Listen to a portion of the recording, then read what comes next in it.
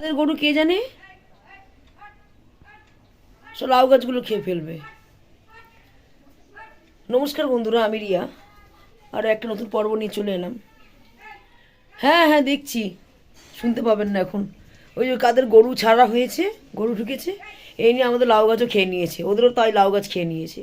অনেক কষ্ট করে দুটো বাঁচিয়েছি, একটা বেঁচে আছে আর একটা উঠছে সবে। একদম বাইরে কোনো গাছগুলো রাখতে পারছে না বন্ধুরা। রাস্তার সামনে না খুব মোটা মোটা গরু, জার্সি গরু মনে হয়। এই এই দেখুন, যা যা যা যা যা যা যা, দেখুন কি বড় বড় গরু গেল। কি জ্বালা বলুন তো, কি জ্বালা, বসে পড়ি, কি বড় বড় গরু রে বাবা। ছেড়ে দেয় জানেন তো, কিছু খাওয়ায় না মনে হয়। আর আমাদের এখানে ঘাস ঘুসগুলো আর গরুর পাশে পাশে বড্ড খালি মশা আছে, মাসি আসছে বিশ্রী লাগিয়ে যায়। বাইরে যায়, গরুগুলো ঘুরছে। আমার লাউ গাছটা বন্ধুরা খেয়ে নেবে, না হলে বাইরেই তো দাওয়া আছে।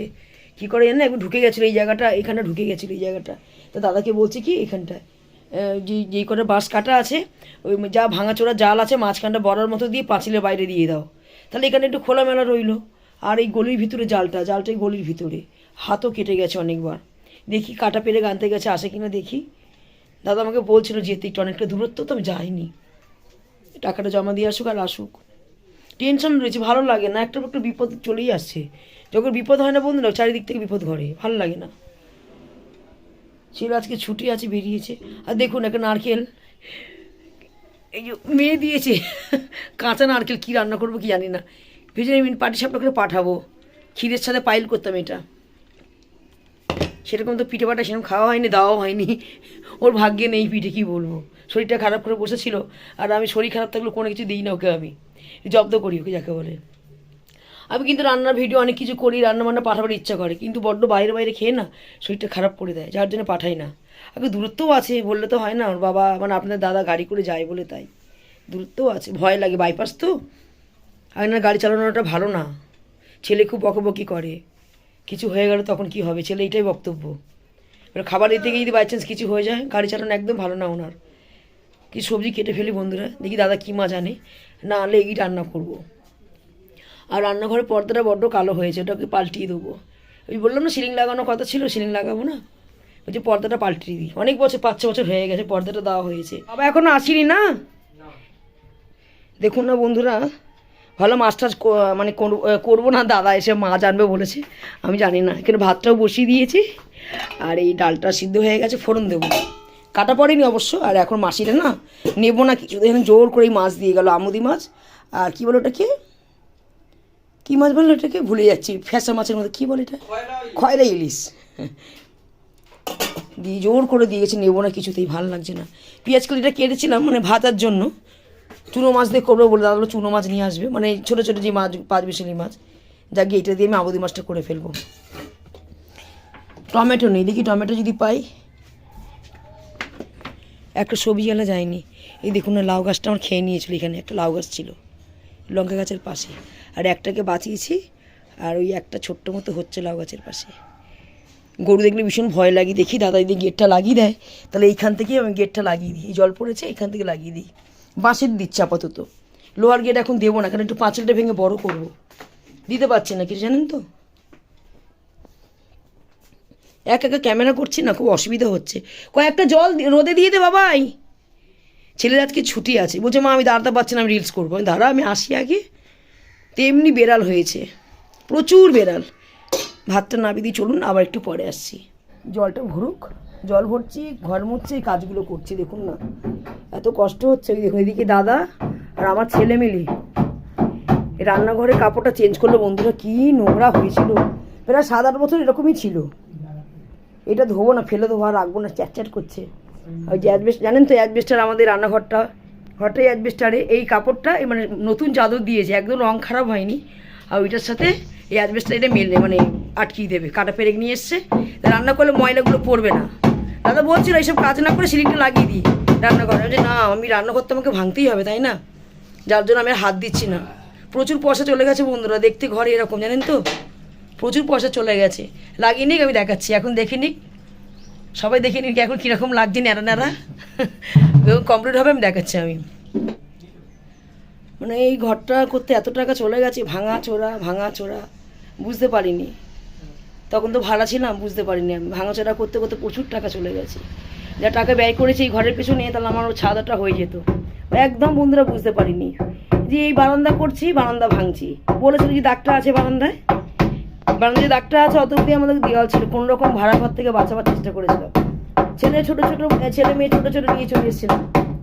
আওয়াজ হবে কিন্তু বন্ধুরা, এই পাশে চলে আসি। তারপরে এই ঘরটা করলাম, বারান্দাটা বাড়ালাম।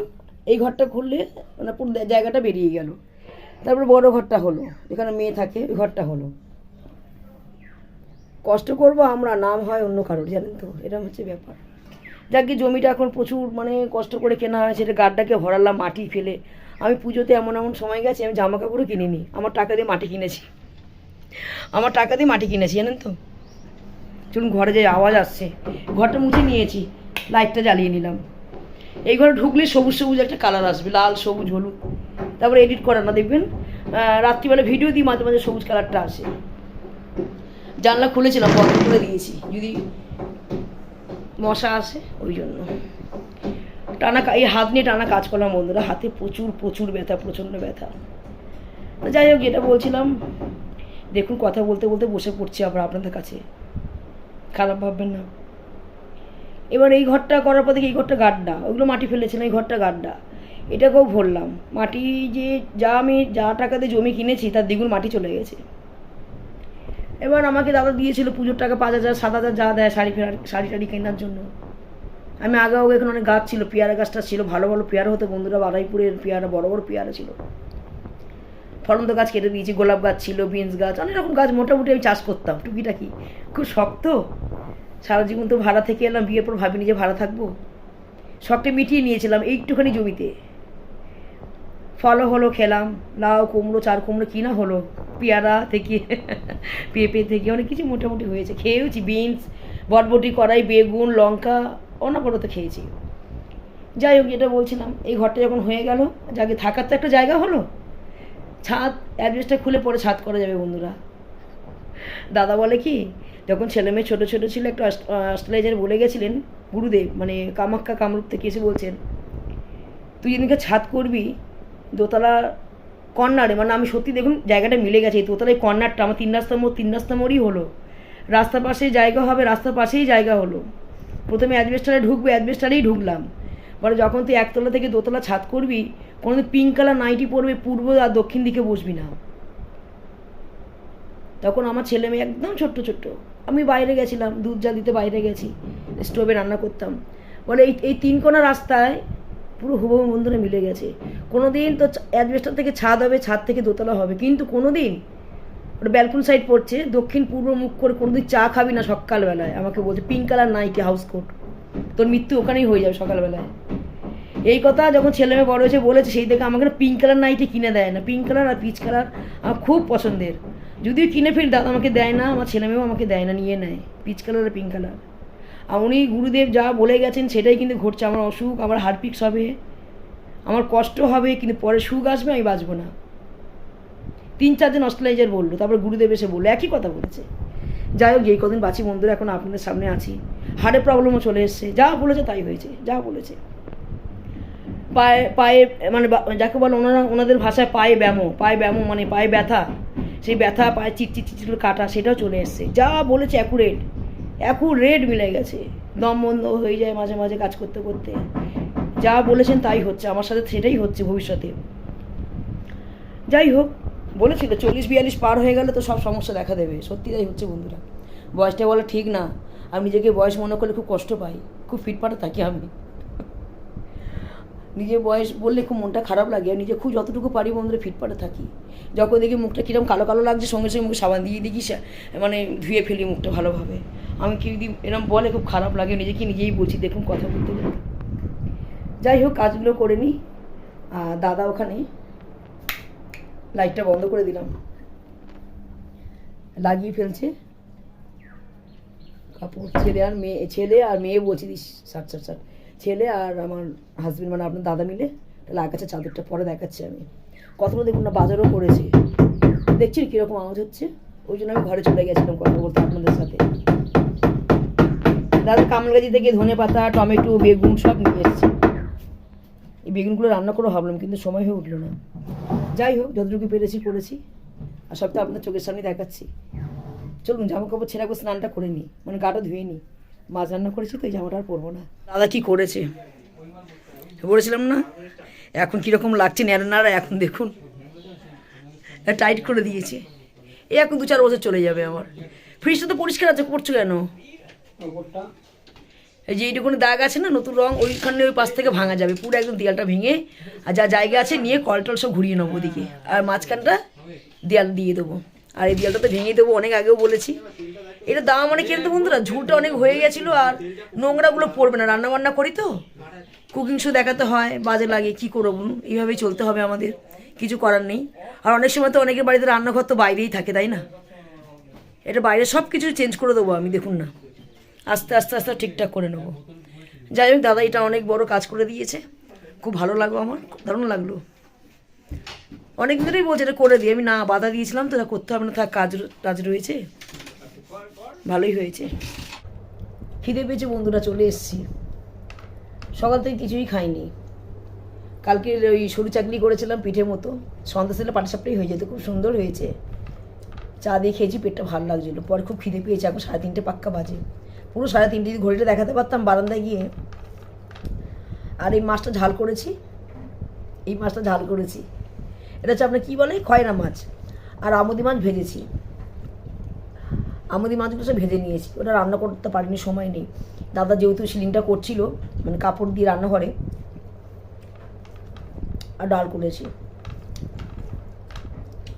কী ভিডিও দেখাবো, এত কাজের চাপ বন্ধুরা। এই ডান হাতটা নিয়ে কাজ করছে টুকটুক করে, এত যন্ত্রণা, ব্যথা, আমি পাচ্ছি না। 2 হাত দিয়ে ঘর মুছলাম। পেঁয়াজ কালি দিয়ে আলু দিয়ে খয়রা ইলিশের ঝাল করেছি।